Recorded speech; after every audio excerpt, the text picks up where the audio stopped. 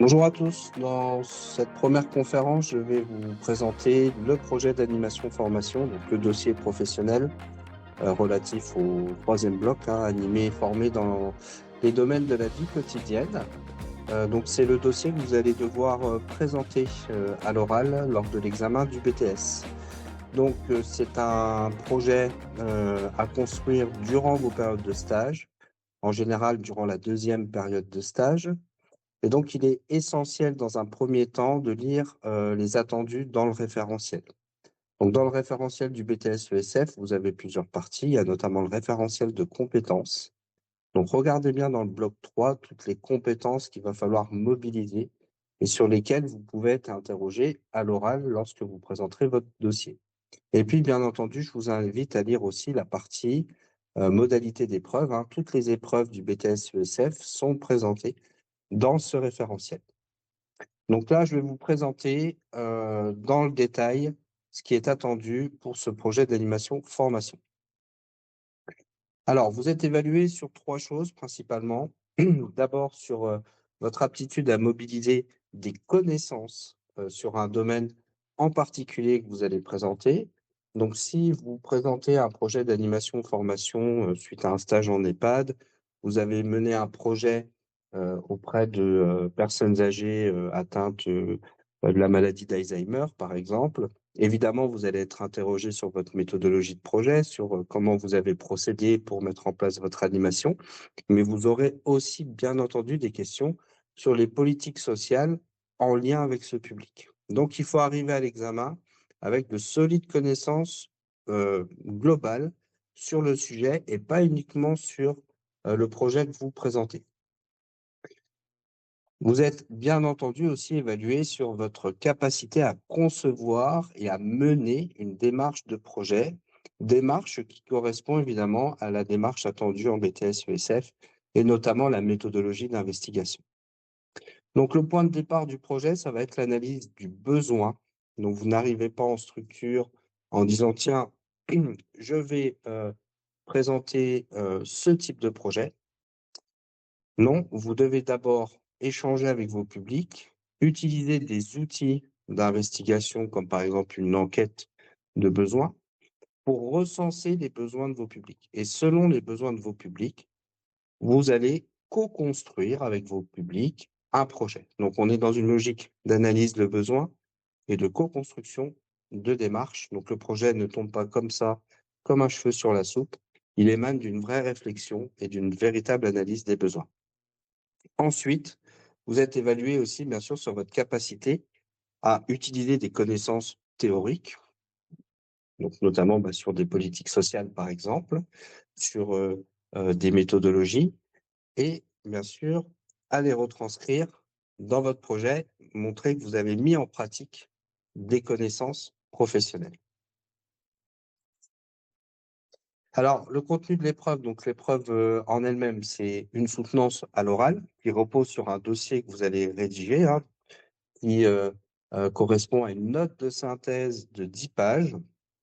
Donc concrètement, c'est 10 pages écrites, auxquelles s'ajoute évidemment une page de garde et puis un sommaire. Donc on est déjà à 12 pages. Et ensuite, vous avez un maximum de 3 à 5 annexes. Ce sera précisé dans la circulaire d'examen qui est publiée en général entre février et mars de l'année d'examen. Et donc, en général, vous avez le droit à 3 à 5 annexes maximum, et chaque annexe ne comprend qu'une seule page. Alors, on reviendra sur le contenu de ces annexes, évidemment. À partir d'une situation professionnelle vécue en stage, donc ça veut dire que le projet repose sur une vraie période professionnelle, donc c'est pas un projet fictif. Donc, durant vos stages, vous devez mener un projet d'animation formation. Et puis, bien sûr, la partie argumentation, à l'issue de votre présentation, vous serez bien sûr interrogé par le jury qui va vous poser des questions sur votre projet, sur vos publics, sur votre méthodologie, sur la mise en pratique de vos connaissances. Alors, il y a des cas particuliers, il y a des personnes qui ne sont pas soumises à des périodes de stage, évidemment les personnes qui sont en apprentissage et puis des personnes qui se présentent au titre de leur expérience professionnelle, hein, qui ont déjà validé 3 années d'expérience professionnelle et qui vont présenter un rapport de leurs activités professionnelles. Alors les compétences qui sont évaluées, donc vous retrouverez le détail de ces compétences dans le référentiel. Vous avez, donc les compétences C3.1, 2, 3, 4, 5, 6, qui sont, évaluées. Donc vous avez la première compétence, hein, accueillir, orienter, le public, donc accueillir dans un contexte social évidemment, accueillir avec certaines spécificités, notamment l'accueil des personnes en situation, de handicap et puis bien sûr tout le vocabulaire qui va avec la prise en charge d'une personne lors de l'accueil et notamment l'empathie et l'écoute active. Vous êtes aussi évalué sur, bien sûr, et ça c'est un point très important, l'analyse des besoins d'un public. Si on ne retrouve pas d'analyse des besoins en amont de la construction de votre problématique dans le rapport que vous allez rédiger, vous ne pourrez pas avoir la moyenne au BTS-ESF puisque votre méthodo ne correspondra pas, à ce qui est demandé. Donc au départ, hein, dans votre projet, dans les premiers points, il y a bien entendu l'analyse des besoins. Analyse des besoins que vous faites à l'aide de différents outils. Ça peut être évidemment, vous pouvez le dire, hein, dans votre dossier que vous avez eu des échanges informels avec les personnes, bien entendu, mais il faut montrer aussi que vous avez utilisé des outils, techniques, traçables, quantifiables. Donc ça peut être par exemple une enquête d'analyse des besoins, donc un questionnaire que vous avez distribué à vos publics avec des questions très précises qui permettent de faire ressortir, de faire émerger un besoin. Ça peut être aussi des entretiens individuels. Alors évidemment, vous serez en stage accompagné, d'un ou d'une CESF et donc bah, vous prenez des notes, en respectant bien sûr, la confidentialité, hein, qui s'impose, quand on est, face à des publics. Mais vous pouvez aussi utiliser, l'entretien individuel, par exemple. Troisième compétence, concevoir ou conduire des actions d'animation et de formation dans les domaines de la vie quotidienne, bah, votre capacité à animer un atelier. Donc là, il y a aussi une dimension, didactique et pédagogique. Comment est-ce que, vous avez construit, votre demi-journée? Par exemple, si c'est une demi-journée, si vous faites une réunion d'information de 2 heures, voilà, est-ce que vous avez parlé pendant 2 heures et tout le monde s'est endormi? Donc vous devez montrer aussi votre capacité à animer, à faire participer, les publics évidemment à votre action, même si c'est, un simple point d'information. 4e compétence, évaluer les actions mises en place. Donc au départ, il y a une analyse des besoins. À la fin de votre projet, on doit retrouver une évaluation, à la fois, une évaluation faite par vos publics, donc c'est par exemple une enquête de satisfaction, mais c'est aussi une évaluation à chaud et à froid. Ça veut dire qu'il y a un suivi après, le projet et donc est-ce que ce projet s'inclut dans une séquence plus large, sur toute l'année, qui est proposée par la structure? Est-ce qu'il va y avoir un petit questionnaire de suivi 3 mois après l'action? Par exemple, si vous faites une action nutritionnelle pour inviter les personnes à manger plus équilibré, évidemment que les gens seront plutôt satisfaits à l'issue de, votre présentation, mais est-ce que 3 mois plus tard, ils auront mis, en place des actions chez eux? Est-ce qu'ils auront modifié leurs habitudes alimentaires, par exemple? Donc évaluation par les publics, évaluation par les professionnels. Donc il faut prévoir, heu, une enquête de satisfaction auprès des professionnels avec qui vous avez travaillé. Je rappelle que le projet d'animation, vous ne pouvez pas le faire dans votre coin, dans une structure. D'abord, vous le faites évidemment avec, votre tuteur et votre tutrice, mais vous devez montrer que vous avez fait participer d'autres personnels de la structure et que ce projet, s'inscrit dans le cadre d'un partenariat avec une autre structure sociale. Et donc, ben, toutes les personnes, toutes les parties prenantes du projet doivent être, conviées à une évaluation. Donc ça peut être une enquête de satisfaction. Vous pouvez aussi, produire des retours de mail ou un compte rendu de réunion, par exemple. Et puis enfin, bah, votre, évaluation, votre auto-évaluation, donc c'est pas le plus simple, Alors, vous tirez pas une balle dans le pied évidemment, mais montrer, voilà les points où vous avez été, efficace, qu'est-ce que vous avez pu apprendre au travers des échanges avec les, publics? Est-ce que, ce projet, consolide votre, projet professionnel, votre choix de carrière, par exemple? 5e point, participer à l'animation de la vie quotidienne au sein d'une structure, d'un service, convivialité, vivre ensemble.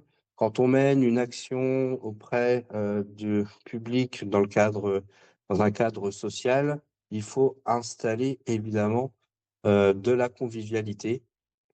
Donc si vous proposez un point d'information, c'est bien aussi de proposer un petit café, par exemple, au départ pour échanger avec les personnes. Le but aussi, c'est, de favoriser le vivre ensemble. Ça peut être aussi une action, qui incite, les habitants d'un quartier à se rencontrer, un lieu de rencontre intergénérationnel. Les gens ne se rencontrent plus comme avant, donc la question, de la sociabilité, elle est extrêmement importante, quand on travaille dans le secteur social. Les personnes qui sont confrontées à des difficultés sociales, bien souvent sont confrontées aussi, ensuite à, des problématiques d'isolement. Voilà, quand on a des difficultés personnelles, on a tendance à s'isoler et donc les actions sociales, elles doivent permettre aussi aux gens de rester dans la société, finalement. Et puis le 6e point, gérer le budget de son action. Il y aura forcément une annexe budgétaire où vous montrez que vous avez bien recensé les besoins financiers, matériels, humains, qui, ont pu concourir à votre projet. Donc le projet, il est chiffré. Alors les critères d'évaluation, donc prise en compte du public évidemment, donc capacité, à prendre en compte le public, dans votre animation, donc dès le départ, hein, évidemment avec l'analyse des besoins, mais une fois que le besoin est recensé, voilà, vous devez aussi montrer que vous avez fait participer les personnes à votre, projet, qu'il s'agisse de la conception du projet ou durant l'action. Donc si c'est un atelier cuisine, évidemment vous ne cuisinez pas tout seul, et vos publics vous regardent, ça n'a strictement aucun intérêt. Donc, justement aussi pour installer de la convivialité, de la solidarité, puis pour transmettre des savoirs pratiques, il faut évidemment que vos publics, participent, sinon, ça sert pas à grand chose. Donc prise en compte du public du début à la fin de votre projet. On doit retrouver une véritable démarche de projet. Donc, sur la plateforme, hein, on vous a mis un plan, heu, qui, répertorie les, principales parties qu'on doit retrouver. Donc, il y a toujours une présentation évidemment, de la structure et des publics, du contexte, socio-démographique dans lequel la structure, et économique dans lequel la structure, va mener ses actions. Vous avez bien sûr, aussi, toujours l'analyse, des besoins, le déroulé de votre projet, en amont, pendant et après, heu, l'action et puis la partie, évaluation et la conclusion. Donc grosso modo, c'est ces parties-là qu'on doit retrouver au sein de votre plan avec une grande partie quand même, consacrée à l'analyse des besoins parce que c'est vraiment le point, qui permet de consolider votre projet. Pertinence des propositions, donc vous êtes évalué aussi bien sûr, à la fois sur la pertinence, voilà, est-ce que votre projet a un intérêt, pour vos publics, et le réalisme des propositions. À la fois un réalisme budgétaire, hein, les structures sociales n'ont pas des moyens extensibles, bien au contraire. Et puis, est-ce qu'il est adapté au niveau, des personnes, des publics, à qui vous proposez ce projet? Donc dans la partie, présentation du projet, on doit retrouver des objectifs, généraux, des objectifs, opérationnels. Qu'est-ce que vous comptez transmettre comme savoir théorique et pratique, à vos publics? Et comment est-ce que vous allez favoriser de l'autonomie ou, ce qu'on appelle dans le secteur social la notion de capacité? Voilà, si on met en place des actions, c'est pour que les personnes par la suite aient une certaine autonomie. Par exemple, si vous menez une action, sur, la question de la fracture numérique ou de l'illectronisme et donc vous aidez les personnes qui sont très éloignées de l'usage de l'ordinateur, à savoir utiliser les fonctions de base d'un ordinateur. Le but, c'est que quand elles rentrent chez elles après, si elles ont un ordinateur, qu'elles puissent, par exemple, faire leurs démarches administratives en ligne. Donc le but, c'est de permettre aux personnes aussi de gagner en autonomie. Vous êtes évalué bien sûr sur les connaissances, hein, le niveau de connaissances, notamment en matière de politique sociale, mais pas que. Votre capacité d'analyse et de réflexion, d'argumentation, puisque le jury va vous poser des questions pendant 20 minutes aussi. Du choix des moyens. Donc le choix des moyens, c'est la pertinence par rapport au réalisme, hein.